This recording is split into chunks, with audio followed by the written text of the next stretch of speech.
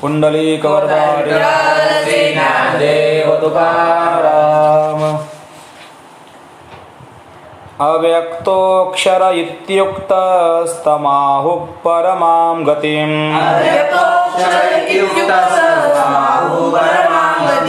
यं प्राप्य न निवर्तन्ते तद्धाम परमं मम।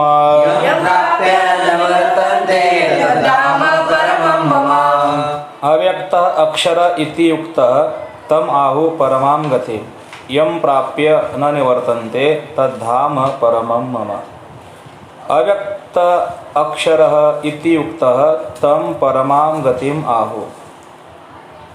ज्याला अव्यक्त अक्षर असं नाव आहे त्यालाच परमां गतिम, ती काय आहे? श्रेष्ठ गती आहे। यम प्राप्य न निवर्तन्ते, ज्याला प्राप्त झाल्यानंतर निवृत्त, त्याला प्राप्त झालेला पुन्हा संसाराला येत नाही, परत येत नाही। तम परमाम तद्धाम तत् मम परमम धाम, ते माझं काय आहे? श्रेष्ठ धाम आहे। पुरुषस्स परपार्थ भक्त्या लभ्यस्त्वनन्यया। यस्यान्तस्थानि भूतानि येन सर्वमिदं ततं। पुरुषः स परः पार्थ भक्त्या लभ्य तु अनन्यया। यस्य अंतस्थानि भूतानि येन सर्वम् इदं ततं। सपरपुरुषः पार्थ सपरपुरुषः अनन्यया भक्त्या लभ्य तु। ज्याला प्राप्त झाल्यानंतर त्याला प्राप्त झालेला पुन्हा संसारामध्ये जन्माला येत नाही, तो पुन्हा नस पुनरावर्तते, अशा प्रकारे जो आहे। तर त्या श्रेष्ठ गतीला, ती श्रेष्ठ गती त्या पुरुषाला कशा प्रकारे प्राप्त करायचं भगवंत सांगतात। सपरपुरुष, तो श्रेष्ठ असलेला पुरुष, अनन्यया भक्त्या लभ्य, अनन्य अशा भक्तीने प्राप्त आहे। अनन्यया न अन्यया इति अनन्यया म्हणजे एकनिष्ठ भक्तीद्वारे, अद्वैत भक्तीद्वारे, अभेद भक्तीद्वारे तो भगवंत, तो श्रेष्ठ असलेला पुरुष, त्याची प्राप्ती होते, तो लभ्य आहे। यस्य अंतस्थानी भूतानी, भूतानी यस्य अंतस्थानी, भूत सर्व ज्याच्यामध्ये आहेत, आणि येन इदम सर्वम ततम, ज्यानं हे सर्व, ततम म्हणजे व्यापलेलं आहे, काय आहे? व्याप्त आहे। जया ते अव्यक्त म्हणोये कोडे, जया ते कोडे अव्यक्त म्हणोये, म्हणता स्तुती ऐसे नावडे, जे मन बुद्धी न सापडे म्हणून या। बघा, जे मन बुद्धी न सापडे म्हणून या, जे मन व बुद्धीला विषय होत नाही, म्हणजे मन बुद्धी ज्याला जाणू शकत नाही। विषय काय? विषय म्हणजे विषय करणे म्हणजे काय? जाणणे। तर मन बुद्धी ज्याला विषय करू शकत नाही, जे मन बुद्धी न सापडे, म्हणून त्याला काय म्हणतात? अव्यक्त। न व्यक्त इति अव्यक्त। मन बुद्धी कशाला जाणते? जो काही पदार्थ गोचर आहे, जो इंद्रियांना विषय होऊ शकतो, त्या पदार्थाला मनबुद्धी जाणतात। पण हा कसा आहे? त्याच्या पर आहे, कोणाही प्रमाणा ओ निधिमा, अशा प्रकारे आहे, म्हणून त्याला कौतुकाने अव्यक्त असं म्हणता येईल। परंतु असे म्हणताना त्याची स्तुती किंवा अव्यक्त शब्दाचे ते वाच्य आहे असे मात्र नाही, म्हणजे ती त्याची स्तुती आहे नाही, वस्तुस्थिती आहे। आणि ती काय? अव्यक्त शब्द त्याचा वाच्य आहे, म्हणजे त्याचा बोध करून देणार आहे असं नाही देखील। कारण वास्तविक त्याला काय आहे? त्याला काहीच म्हणता येत नाही। ज्ञानोबा म्हणतात ना, कसं बोटानं दाखवू तुला, सांग गुरुच्या मुला। गुरुचा पुत्र कोणता आहे? गुरुचा पुत्र कोणता? गुरुचा पुत्र कोणता आहे? सांग गुरुच्या मुला। गुरुचा मुलगा कोणता आहे? मोक्ष, ब्रह्म, हे काय आहे? गुरुचा मुलगा आहे। कारण काय करतात? गुरु त्याला जन्म देतात, उपदेश करून काय करतात? त्याला आपल्या ठिकाणी जन्म देतात। आपल्या ठिकाणी गुरु काय उत्पन्न करतात? ज्ञान। ज्ञानाद्वारे काय प्राप्त होतो? मोक्ष। मोक्ष म्हणजे काय?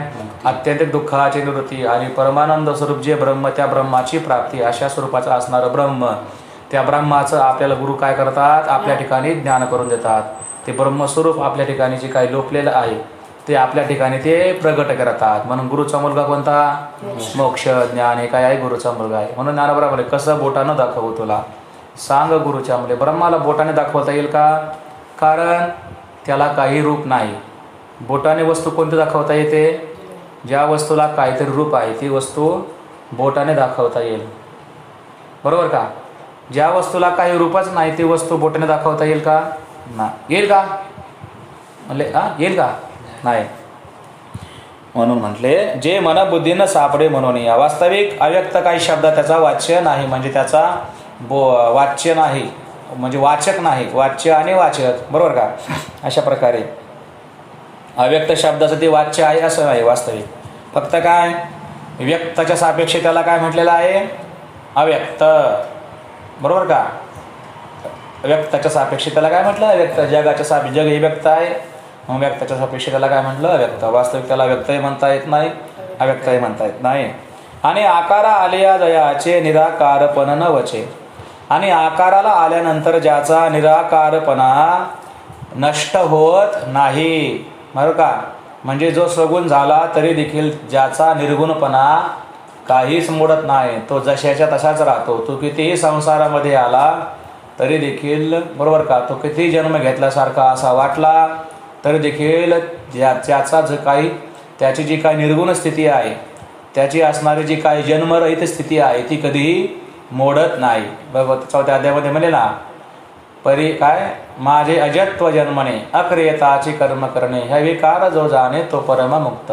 काय माझे अजत्व जन्म, भगवंत जन्म होते परंतु तरी देखील तो कसा आहे? अजन्मा आहे. तो जन्म घेत नाही. तो कर्म करतोय परंतु तरी देखील तो कसा आहे?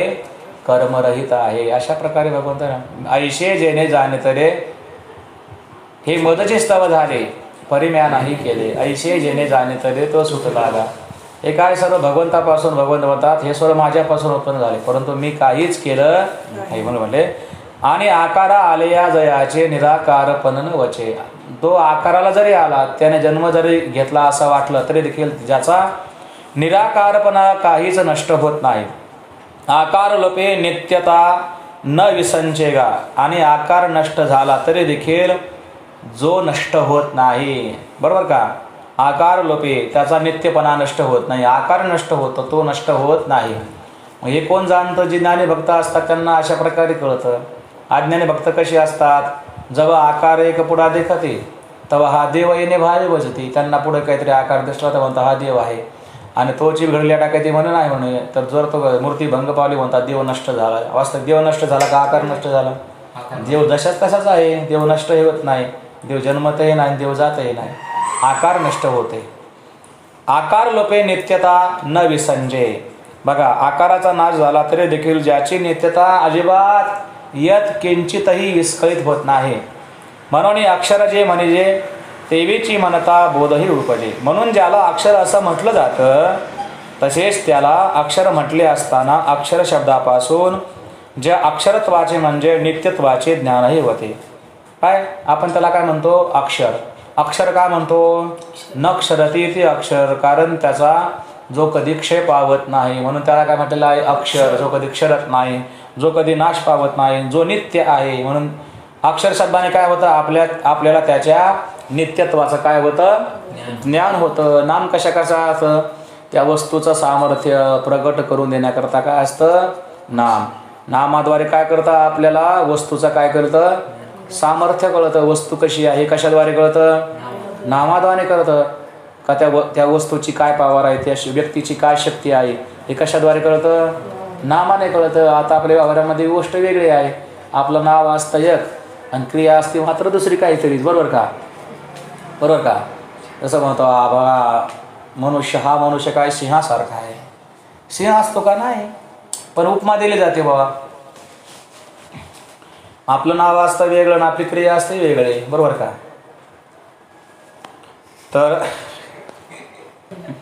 तर जया अक्षर जे म्हणे भगवंताचं नाव काय? अक्षर. मग अक्षर शब्दाने काय होतं? त्याच्या अक्षयत्वाचा आपल्याला काय होतं? ज्ञान होतं, बोध होत आहे. जया परवता पैसू न देखिजे या नाम परमगती. परमगती कशाला म्हणतात? का जी गती प्राप्त झाल्यानंतर ज्याच्या पलीकडे धावणं संपतं, ज्याच्या पलीकडे प्राप्त करणं काही शिल्लक राहत नाही, त्याला काय म्हणतात? परमगती, श्रेष्ठ गती. का जी स्थान, जी स्थिती प्राप्त झाल्यानंतर, जी गती प्राप्त झाल्यानंतर त्याच्या पुढे धाव संपते. जया पर्वता पैसू न दिगीजे, ज्याच्या पलीकडे दुसरा कोणताही पदार्थाचा विस्तार नाही, त्याला काय म्हटलं जातं? परमगती. बरोबर का? ही पारमार्थिक गती आहे. वास्तविक जसं आपण कल्पना करा, एखाद्याने घर बांधलं, म्हणजे घराला नाव काय देतो? शांती. पण तरी काय असतं वरती? ते गज काढलेली असतात. शांती झाली का? म्हणजे अजून देखील त्यांची धाव सुरूच आहे. वास्तविक शांती मिळाली का? नाही मिळाली. पण भगवंताची ही कसं आहे? परमगती. ज्या गतीला प्राप्त झाल्यानंतर आता पुढं काहीच नाही, त्या ठिकाणीच नस पुन्हा काय? जया पर्वता पैसू न दिगीजे या नाम परमगती. त्याच्या पलीकडे तीय परते काही निपजणे येत नाही. काय म्हटलेलं आहे? मनोनी मनिपे पाही परमसिद्धी. ते मोक्ष स्वरूपाला प्राप्त झाल्यानंतर त्याच्या पुढे काही जन्म आहे का?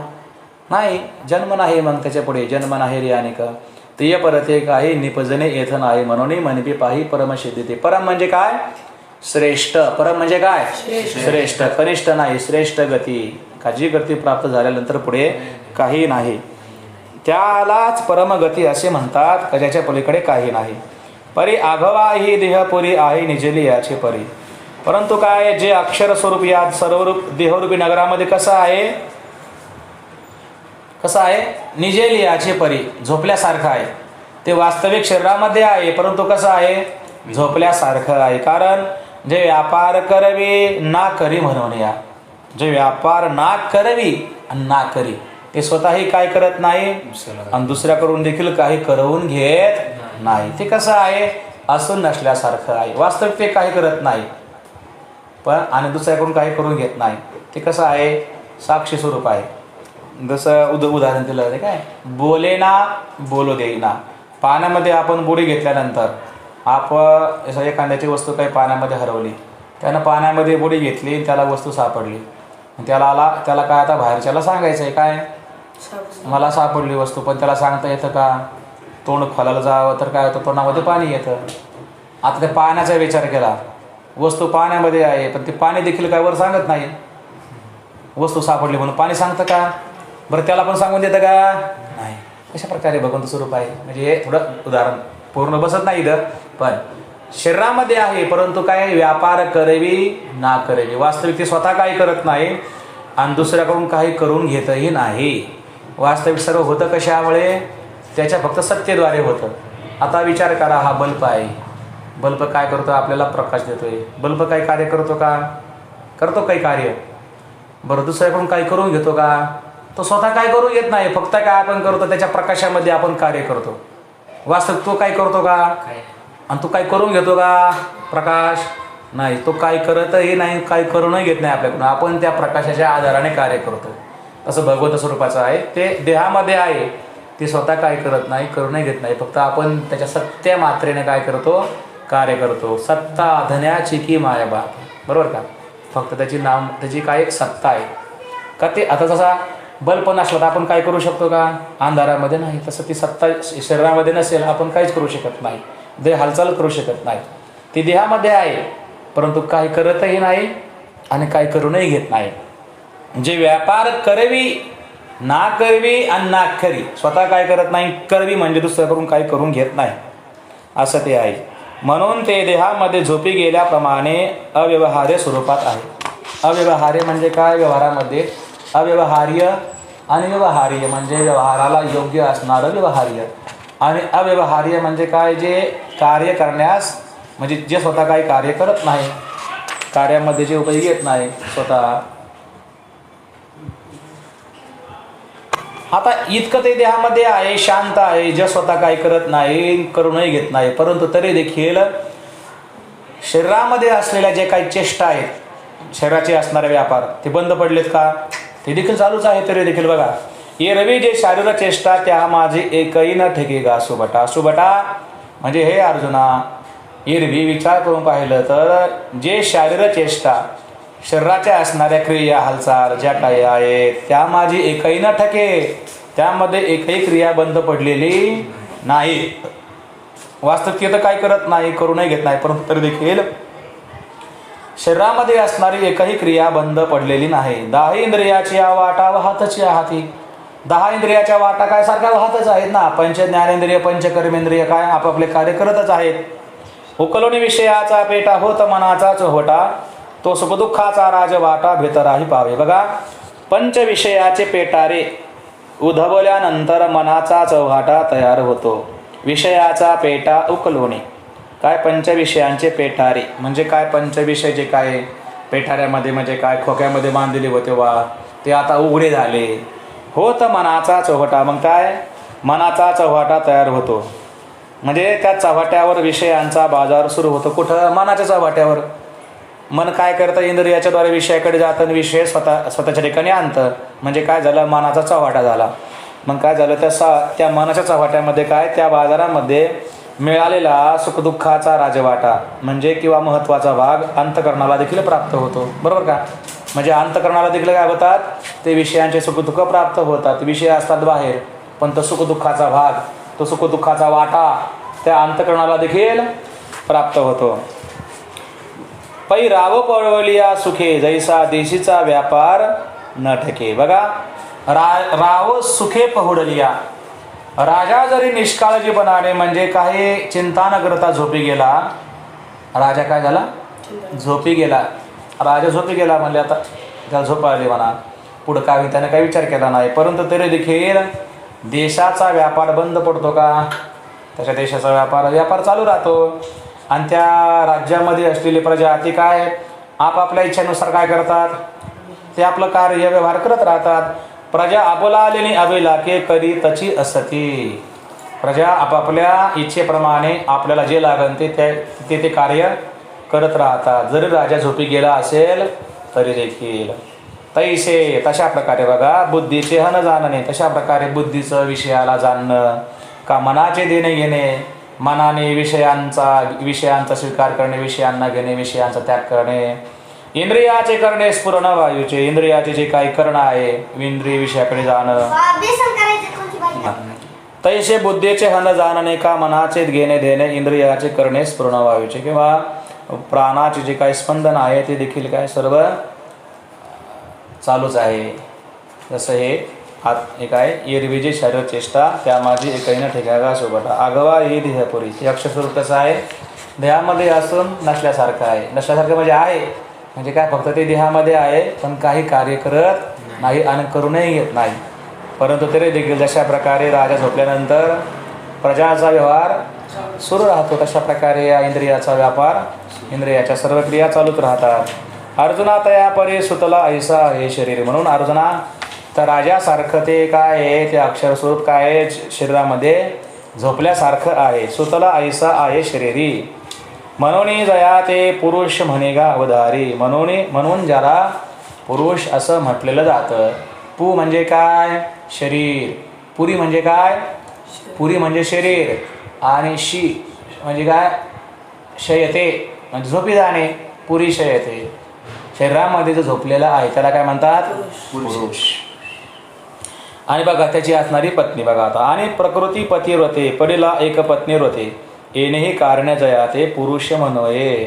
आणि हा परमात्मा म्हणले एक पत्नी व्रताने प्रकृतीरूपी पतिव्रतेसह विश्वाच्या शय्येवर शयन झालेला आहे. या कारणानेही त्याला पुरुष असं म्हणतात.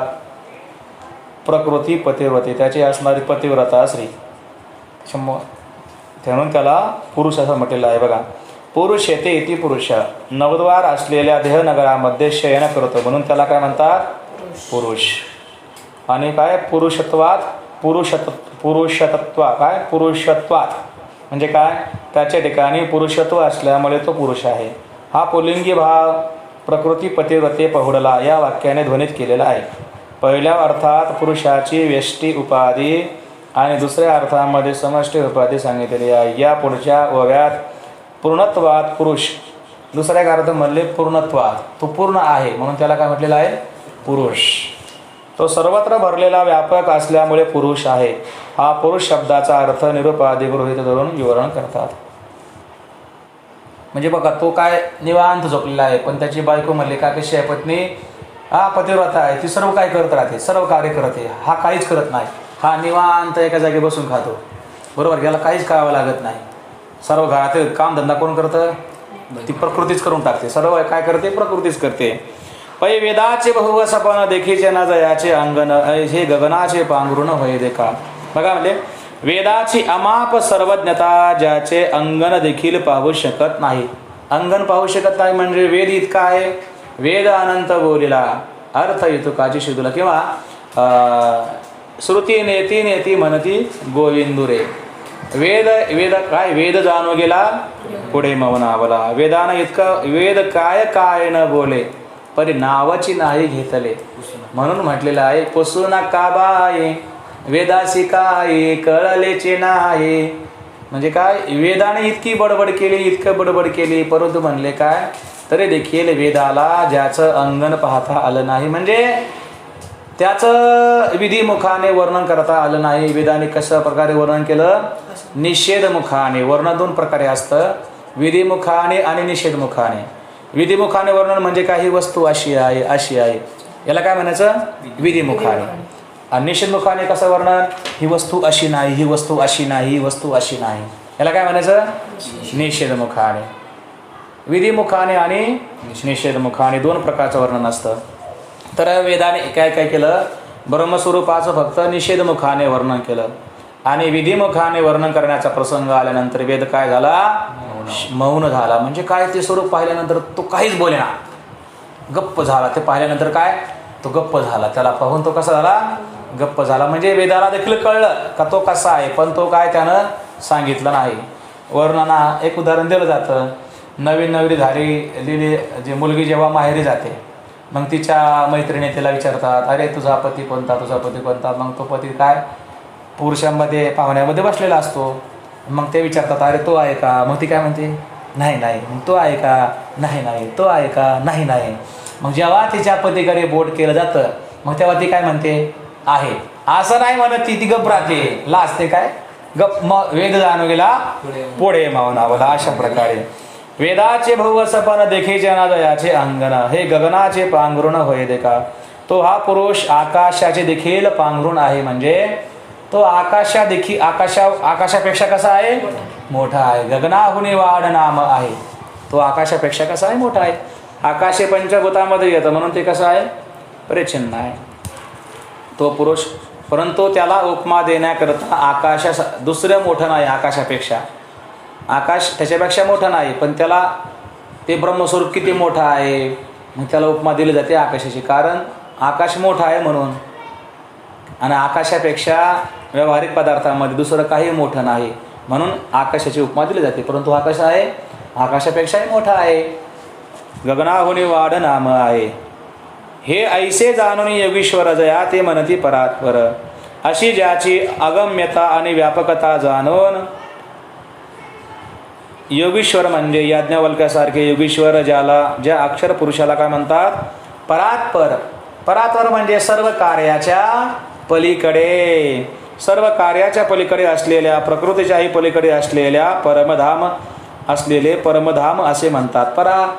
परा हे नाव कोणाचं आहे? प्रकृतीचं. परा अपरा प्रकृती. पण त्या परेच्या पर तो काय आहे? तो परमात्मा आहे. किंवा परात्पर परावाणीच्या पलीकडे. परे होनी परते घर तेथे राहू निरंतर. अशा प्रकारे परात्पर म्हटलेला आहे त्याला. असे जे अनन्य, आणि हा प्राप्त कुणाला होतो तर सांगितलं जे अनन्य गतीचे घर व्यवस्थित आहे, जे परमधाम ज्यांना दुसरी गती नाही अशा भक्तांचे घर शोधित येते. तो प्राप्त कोणाला होतो? अनन्य गती, जे एकनिष्ठ आहे त्यांच्याकरता. जसं कमळाकरता सूर्य उदयाला येतो सांगितलं की अनन्य गती कमळा लागे सूर्य वेळोवेळा. सूर्य दररोज उदयाला येतो म्हणले. कशाकरता? आपल्याकरता नाही म्हणले, त्या कमळाकरता. कमळ उमलावं म्हणून काय करतो? सूर्य उदयाला येतो. कमळ दोन प्रकारचे असतात, चंद्र विकासिनी आणि सूर्य विकासिनी. तर सूर्य विकासिनी कमळ ज्यावेळेस चंद्र उदयाला येतो त्यावेळेस ते उमलतं, आणि चंद्र मावळला का ते काय होतं? परत मिटतं. त्यानं उमळावं म्हणून काय? सूर्य पुन्हा उदयाला येतो. मग सूर्य उदयाला आल्यानंतर पुन्हा ते कमळ फुलतं. म्हणून सांगितलं अनन्य गती कमळा लागे सूर्य वेळोवेळा. तशा जे अनन्य गती आहेत, बरोबर का, ज्यांना भगवंताशिवाय ज्यांची धाव कुठेही नाही, अशा प्रकारे ज्यांचे सर्व इंद्रियाचे व्यापार भगवंताशी एकनिष्ठ झालेले आहेत अशा प्रकारे जे आहेत भक्त, त्यांच्याकरता भगवंत त्यांना शोधित येतो. त्या भक्तांना तिकडे जावं लागत नाही. तो स्वतःहून काय घेतो, अनन्य गतीचे घर घेवसीत आहे, तो त्यांना शोधित येतो. जसं पाडाला आंबा पिकला, म्हणजे आंबा पाडाला लागल्यानंतर तो पोपट त्या आंब्याला काय येतो, शोधत येतो.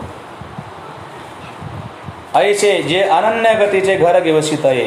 कशा प्रकारे अनन्य गती सांगितलं, जे तनु वाचा चित्ते नायकती दुजिये गोष्टी ते, जे भक्त काया वाचा मनाने परपुरुषा वाचून दुसरी गोष्ट ऐकत नाही. परपुरुष म्हणजे हा श्रेष्ठ असलेला पुरुष भगवंत, त्याच्याशिवाय दुसरं काहीच ऐकत नाही. तुकोबरा म्हणतात ना, नका मज पाशी वदो प्रपंचाचे विषयी, मला प्रपंचाविषयी माझ्याविषयी काय बोलू नका, फक्त काय देवाविषयी बोलण्याची नाही. आता देवाविना काय, म्हणला काया वाचा म्हणे जीवे सर्वस्व उदार, बाप रखमा देवर विठ्ठलाचा वारी कर.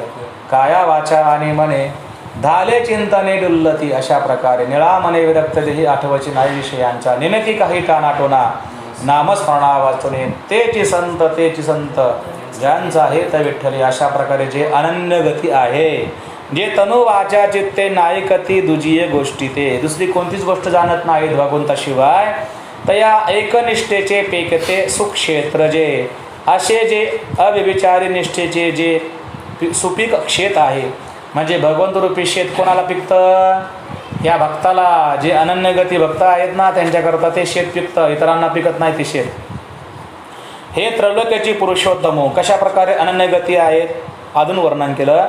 हे त्रैलोक्याची पुरुषोत्तमो, हे जे काय संपूर्ण जग आहे ना, हे भगवंतच आहे.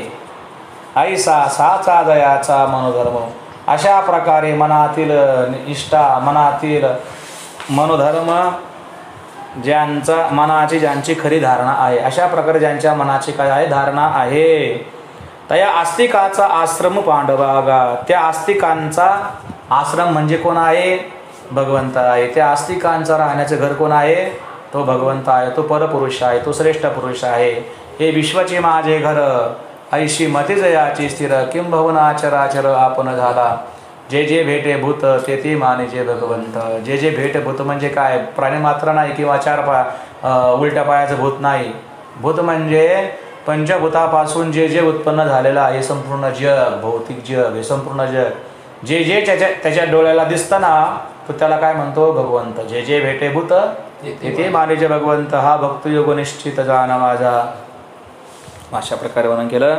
तया आस्तिकाचा आश्रम पांडवागा, जो ते परम तो श्रेष्ठ पुरुष कसा आहे म्हणले बघा, जे गर्वाचे गौरव, जे गर्वरहित आहे ना, त्यांचं ते गौरव आहे बघा.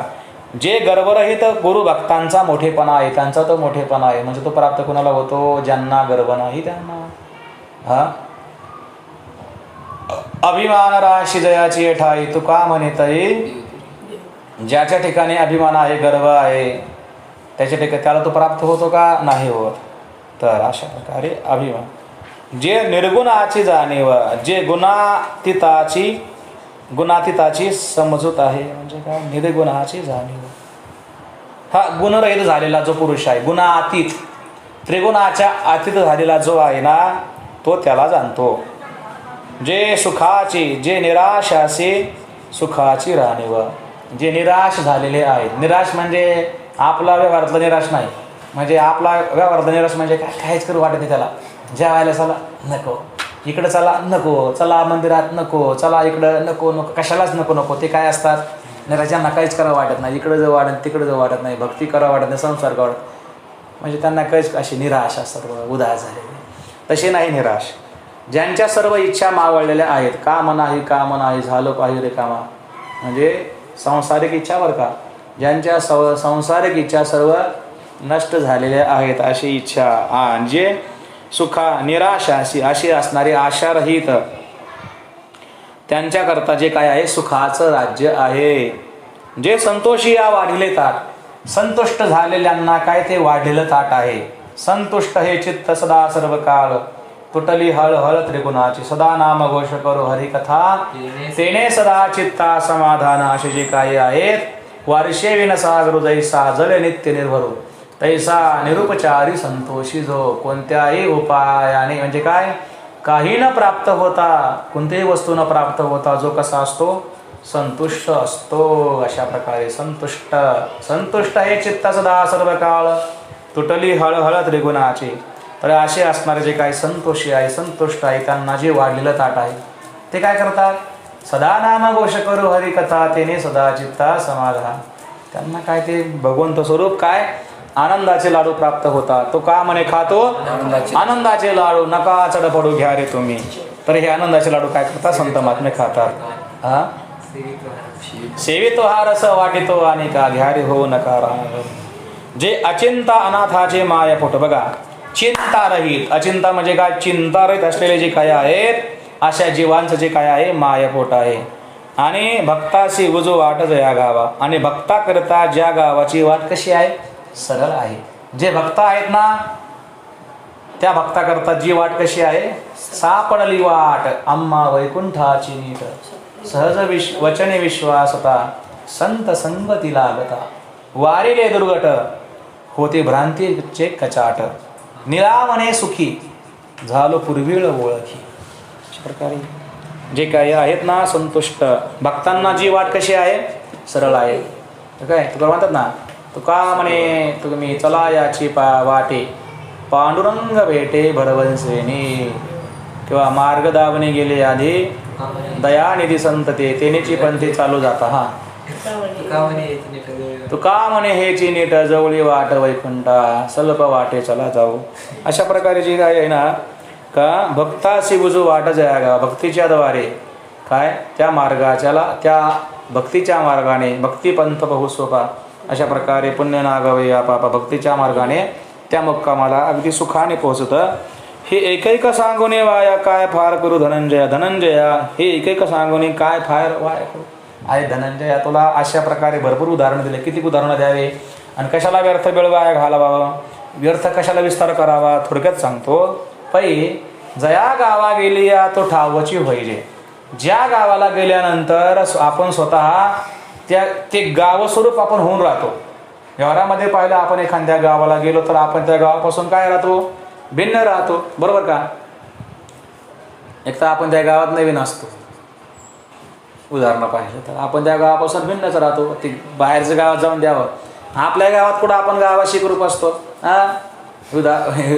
विचार केला तर आपल्या शेजारच्या बरोबर आपलं पटत नाही घरच्या बरोबर आपलं पटत नाही कधी कधी आपण काही गावाशी ग्रुप असतो का नाही आपण गावाशी तर होऊ शकत नाही व्यवहाराचा विचार केला तर पण हे भगवंत रूपी गाव आहे ना त्या गावाला गेल्यानंतर पै गेली आज या ठाया त्या ठिकाणी गेल्यानंतर जाणारा काय होतो तद्रूप होऊन जातो जसं गंगेच्या पाणी सागराला गेल्यानंतर ते सागर होऊन राहतं तर गंगेचं पाणी म्हणून राहतं नाही ते सागर समुद्रातलं पाणी म्हणून राहतं ते तो का पंढरीशी गेला पुन्हा जन्म नाही आला पै पाहुणे आज याथे पुनरावृत्ती नाही अशा प्रकारे गेली आज या ठाया तो ठावची होईजे ज्या परमधामाला गेल्यानंतर जाणारा ते स्थानच होऊन जाते त्या स्थानापेक्षा भिन्न राहत नाही हिवाची या झुळका जयचे हिवची पडे विष्णोदका बघा हिवाळ्यामध्ये हिवाळ्याचे वारे वाहतात हिवाळ्याचे वारे वाहत असताना अगदी गरम असलेलं पाणी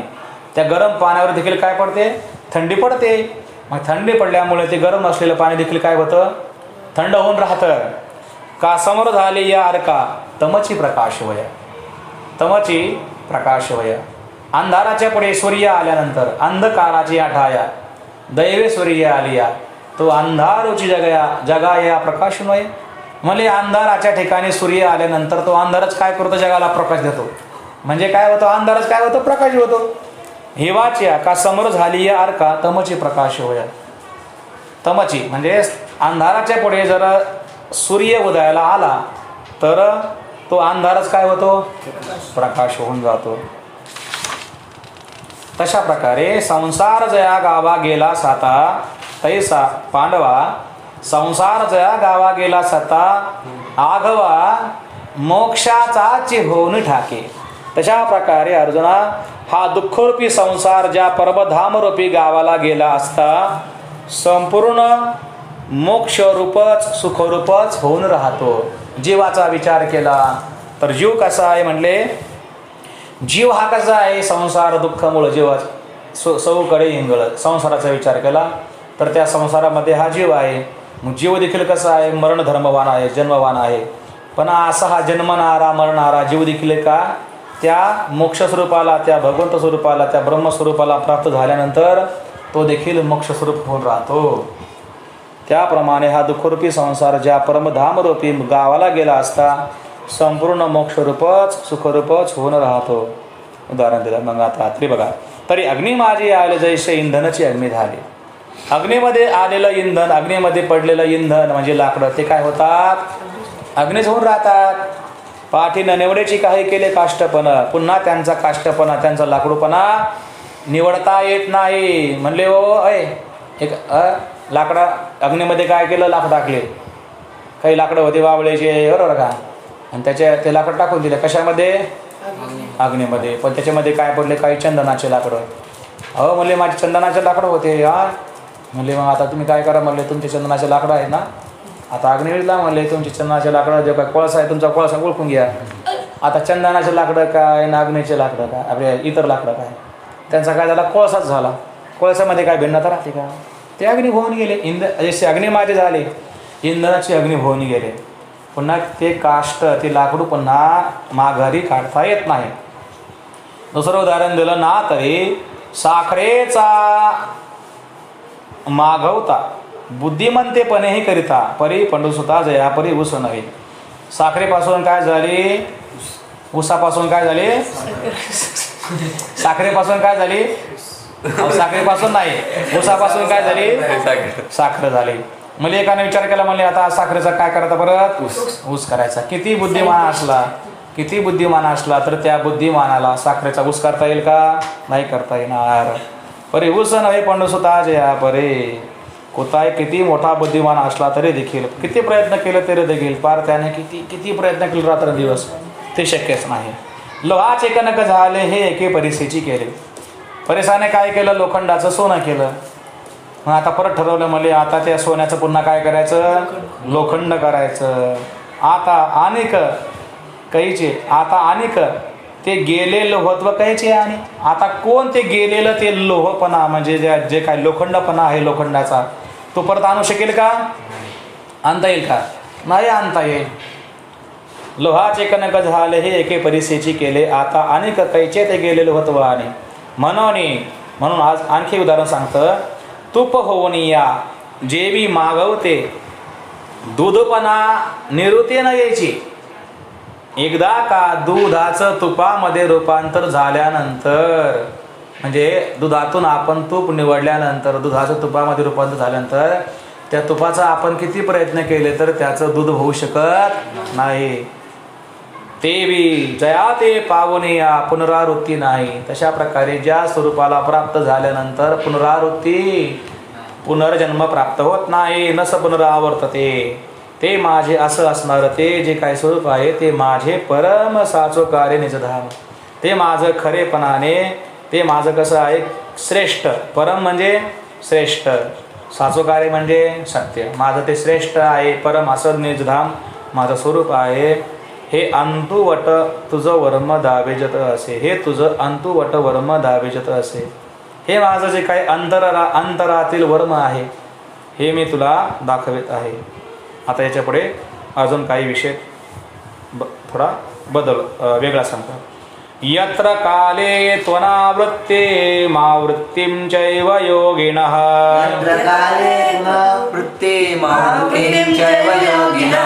प्रयाता यान्ति तं कालं वक्ष्यामि भरतर्षभ.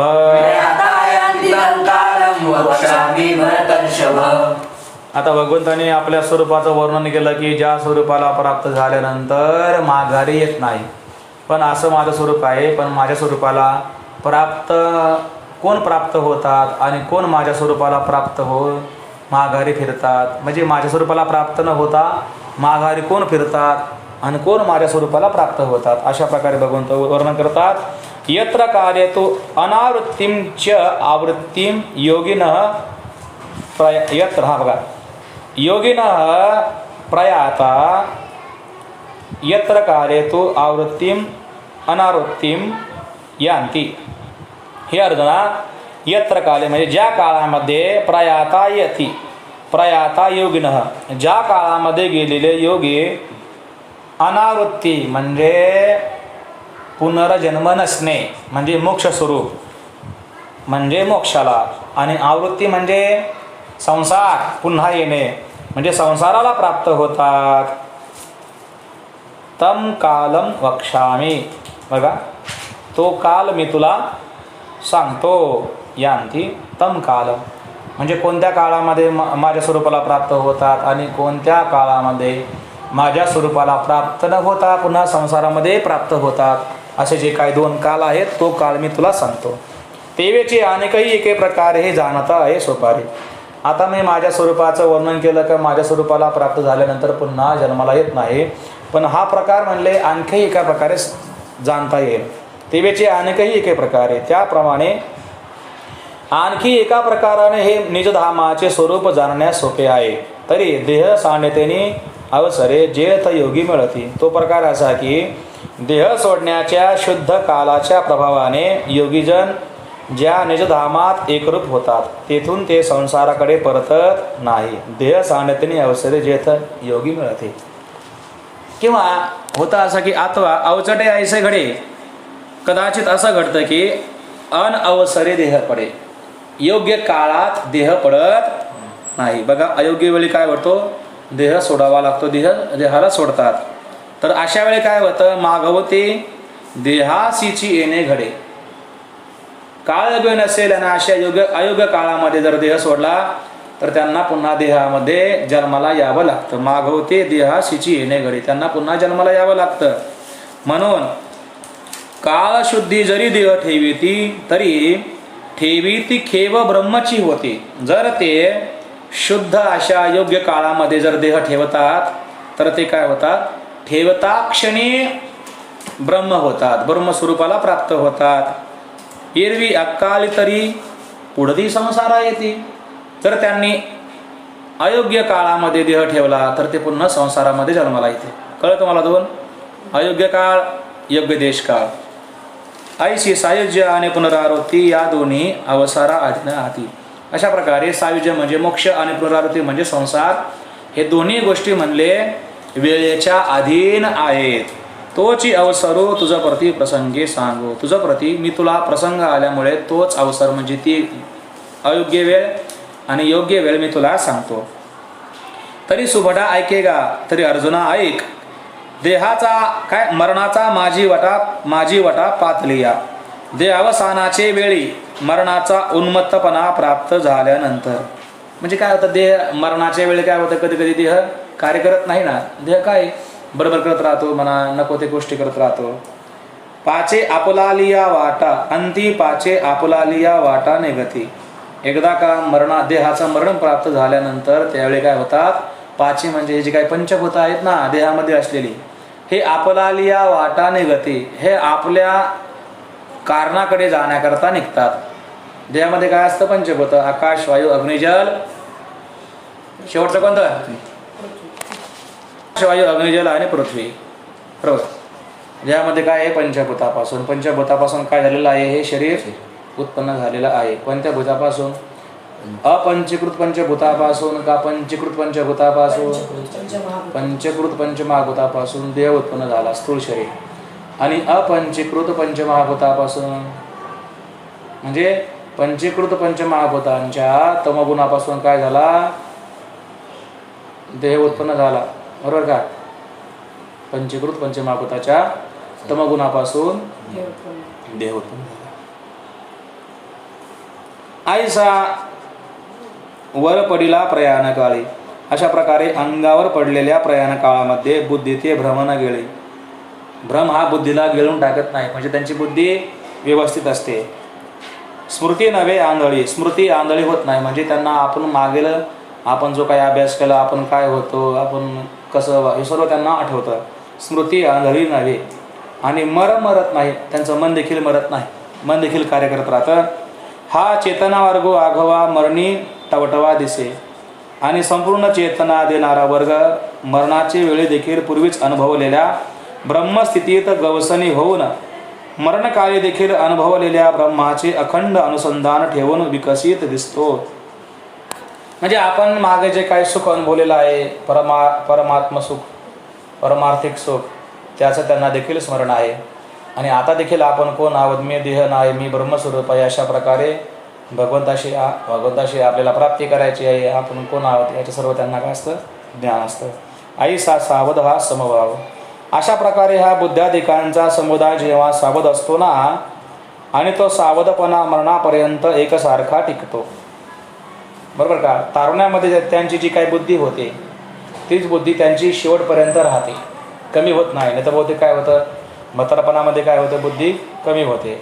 मनुष्य नको ती बरोबर करायला लागतो. बरोबर का? काही पण बडबड होतो, त्याच्या शरीरावर काय राहत नाही, ताबा राहत नाही. बहुतेक असं होतं. परंतु बहुतेक एखाद क्वचित असं आपण पाहतो का त्यांच्या वागण्यामध्ये काही बदल होत नाही.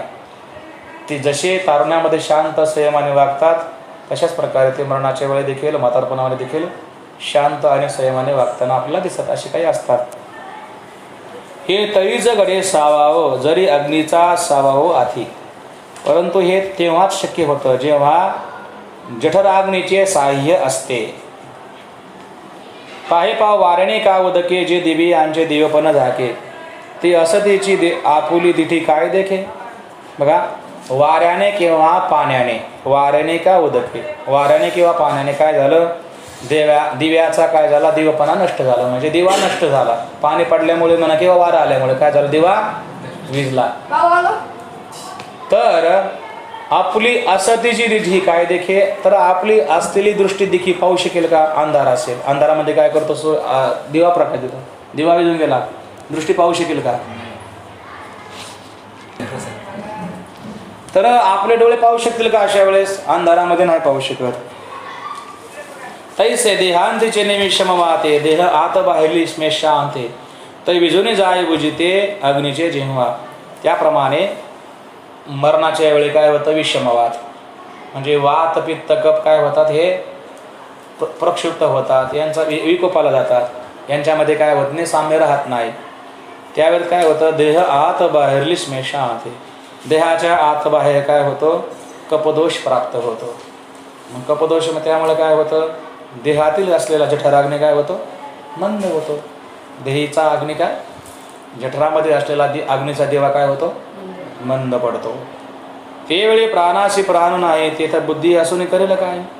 त्यावेळी मुळात प्राणाला देखील प्राणपणा राहत नाही. मग बुद्धी प्राण काय होतो, निश्चेष्ट होतो.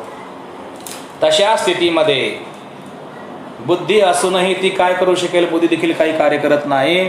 म्हणून देहामध्ये जठराग्नी असल्या वाचून चेतना शक्तीला आश्रय राहत नाही. म्हणजे देहामध्ये जठराग्नी असेल तर शरीरामध्ये काय राहते, चेतना राहते. देहामध्ये असलेला जठराग्नी मंद झाला तर शरीरामध्ये काय, चेतना राहत नाही. म्हणजे आगा देहीचा अग्नी जरी गेला तरी देह नव्हे ओला चिखल. देहामध्ये असलेला अग्नी जर विझून गेला तर काय, हा देह नाही, हा म्हणजे काय, एक ओला चिखल आहे. मग काय होतं, शरीर थंड पडतं नंतर. त्यावेळेस वाया आपला आयुष्य वेळ अंधारे गिवसी. आणि आयुष्य आपली संपण्याची वेळ अंधारात व्यर्थ शोधित असते. मग त्या काय, आयुष्य अंधाराकडे जातं. म्हणजे आयुष्य काही शिल्लक राहत नाही. किंवा देहामध्ये असलेला अग्नी विझाला तर. आणि मागील स्मरण आघवे ते त्याने अवसरे सांभाळावे, मग देह तेजुने मिळावे स्वरूपैकी. त्या मरणप्रसंगी मागे अभ्यासिलेले जे काही ब्रह्म अनुसंधान पूर्णपणे सांभाळावायचे आणि मग देह सोडून ब्रह्मस्वरूपामध्ये एकरूप व्हायचे असते. पण तसे काहीच घडत नाही. कारण शरीराला जे काही चेतना देणारं आहे जठराग्नी, तो काय झालेला आहे, मंद झालेला आहे. अशा वेळी तव तया देह स्मेशाचे चिखडी श्लेष्मा, श्लेष्मा म्हणजे काय, कप. देह श्लेष्माचे चिखली चेतनाची बुडवणी गेली, तेथं मागील पुढीलही ठेली आठवणं सहजे. परंतु त्यावेळी देह आणि कप यांच्या चिखलामध्ये चेतना, संवेदना किंवा ज्ञानशक्तीच बुडून गेलेली असते. त्यामुळे मागची आठवण व पुढचे चिंतन सहजच बंद पडलेले असते. म्हणून आधी जो अभ्यास गेला तो मरण न येता निमून गेला. म्हणून जैसे ठेवणे न दिसता मालवला दीप हातीसा, जैसे ठेवणे न दिसता हातीचा दीप मावळला. आपण एखादी वस्तू हातामध्ये घेतली आणि आपल्याला ती कुठेतरी ठेवायची होती, पण ज्या ठिकाणी ठेवायची ते स्थान दिसण्याच्या आधीच काय झालं, दिवा विझून गेला. मग अशा वेळी आपला ती वस्तू त्या ठिकाणी आपण ठेवू शकतो का, नाही ठेवू शकत. अशा प्रकारे आता ज्या स्वरूपाला प्राप्त करायचे त्या स्वरूपाला ज्या मनाच्या द्वारे बुद्धीच्या द्वारे तो ब्रह्मस्वरूपाचा विचार करायचा, मागील स्मरेल जे काय स्मरण आहे आपण केलेला अभ्यास त्या अभ्यासाचं काय करायचं, स्मरण करायचं आहे. पण हे सर्व करण्याच्या आधी काय झालं, दिवा विझला, जठराग्नीचा दिवा विझला. कारण तो काय करतो, मनाला बुद्धीला शरीराला काय करतो, सहाय्य करतो ना सर्व क्रिया करण्यामध्ये. म्हणून ठेवलेली वस्तू न दिसताच हातातला दिवा जसा मालवला जावा, त्याप्रमाणे मरणाच्या आधी जो ब्रह्म अभ्यास केला होता तो देहाला मरण न येताच म्हणजे मरणापूर्वीच नष्ट झालेला असतो. आता असो हे सकळ, हे सर्व सांगणे असं भगवंत म्हणतात. थोडक्यात असे की मरणाचे वेळी ब्रह्म अनुसंधान होण्या इतके ज्ञान राहण्याकरता जठराग्नी हा मूळ आहे. म्हणून प्रयाणकाळी त्या अग्नीचे संपूर्ण बळ असावे लागते. बघा, प्रयाणाच्या काळी जठराग्नीचं संपूर्ण बळ असावं लागतं, साही असावं लागतं. आता पुढे भगवंत अजून उत्तरायण जे काही आहे उत्तरायणाचं वर्णन करतात. अग्निर्ज्योतिरः शुक्ल षण्मासा उत्तरायणं तत्र प्रयाता गच्छन्ति ब्रह्म ब्रह्मविदो जनाः. अग्निर्ज्योतिरः शुक्ल षण्मासा उत्तरायणं तत्र प्रयाता गच्छन्ति ब्रह्म ब्रह्मविदो जनाः. कुंडली गवर्धारी विठ्ठल श्री ज्ञानदेव तुकाराम.